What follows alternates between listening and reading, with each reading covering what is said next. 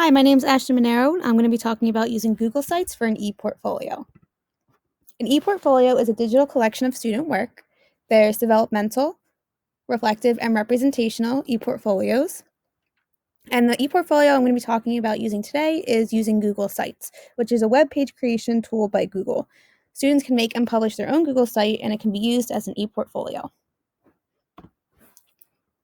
Here are some elements to consider for an ePortfolio that are from Edutopia. Can the student work be made public? Can students view and comment on each other's work? Can the teacher provide feedback for the students privately? Is student work easily organized? Can you use the portfolios from year to year? Can students access their own work or export it when they leave school? Does the platform allow for multiple file types? What are the costs? And can a teacher create a teacher account and student accounts, or do the students sign up on their own? Some advantages to Google Sites include students can view each other's work, and so can the teacher. The teacher can create a template to organize the student work. It can be used from year to year. It can be accessed outside of school and shared with parents. There are many different files that you could upload, including Google Drive, images, text, or embed a link. It's free to use if you have a Google account, and the teacher can create a template for students, or the students can start from scratch and create their own. So more advantages include all the different types of media you can upload. Students can get creative and choose from a variety of layouts. Here are different ways so that you can add pages. And here are all the different formatting options that you can use while creating your Google site. Some disadvantages of Google Sites include it's difficult for students to comment on each other's work. And additionally, it's difficult for the teacher to comment. There's no specific spot for that, but there is a way to work around it. It might be difficult for primary grade students to use. You must have a Google account in order to create it, and your students must have Google accounts. And the students might need a little training and practice before creating their site.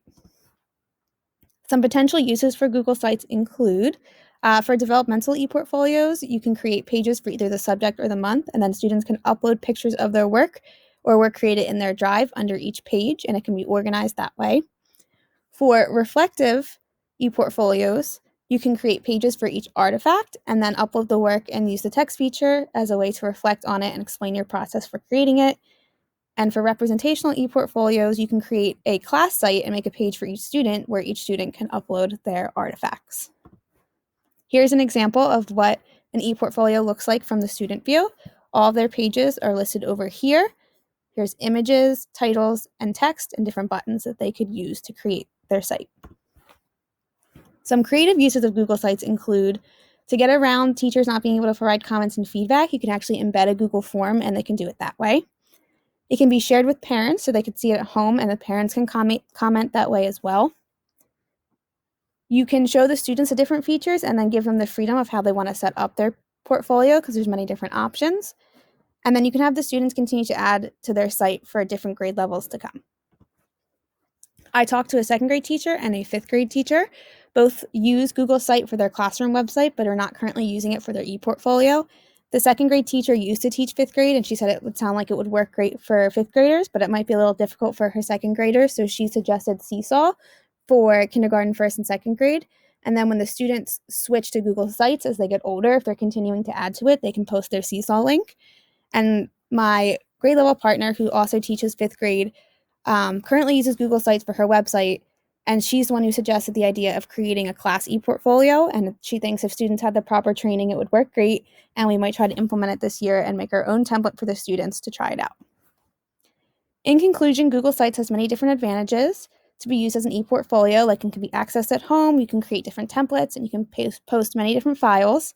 I recommend providing training on the various features for students, and I would suggest grades 3 and up using it. If they're in K1 or 2, Seesaw might be better.